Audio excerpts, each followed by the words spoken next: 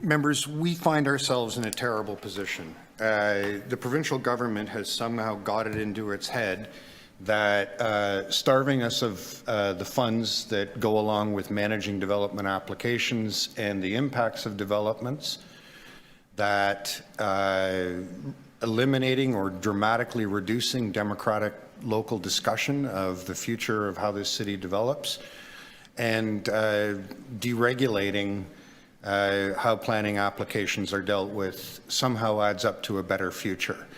I mean, think about it. Take money away from government, take away local input in government, and take away government's regulatory control. It's you know, just a recipe for saying democracy doesn't matter. Elected bodies don't matter. Public input doesn't matter. Funding the work to make sure we get the best outcomes doesn't matter.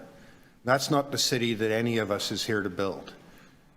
Absolutely, we should have the right set of regulations. Absolutely, we should only be charging developers for what the impacts of their development should be. And absolutely, we should have an efficient consultation process. But that's not what the legislation that the province has offered us has done. Instead, they have just said it's open season in Toronto, and we're going to starve the city government out. I don't accept that.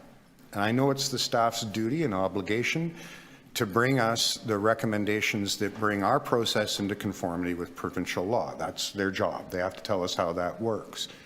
But our job is deeper and more profound. Our job is to represent the people in the City of Toronto in what is a political decision about whether we believe in local democracy or we don't.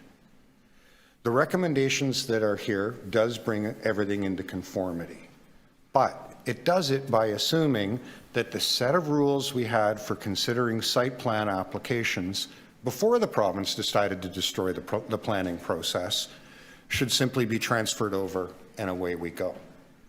I think we need to take a moment and see if we can build back the tools for local engagement in development in the City of Toronto through amending and refining that checklist of what constitutes a complete site plan and how the public can get engaged in doing that. Now, it's very rare, it's true, that site plan applications go to council. I've only done it 2 or 3 times, but what is true is that the mere threat of a site plan going to council will focus an applicant's mind. Some of you might remember when the Raptors decided they need a training facility in the CNE lands, that I stood up in council and said, well, I'm considering bumping this up to site plan. Suddenly, millions of dollars were made available by Maple Leaf Sports and Entertainment for improvements on the exhibition lands.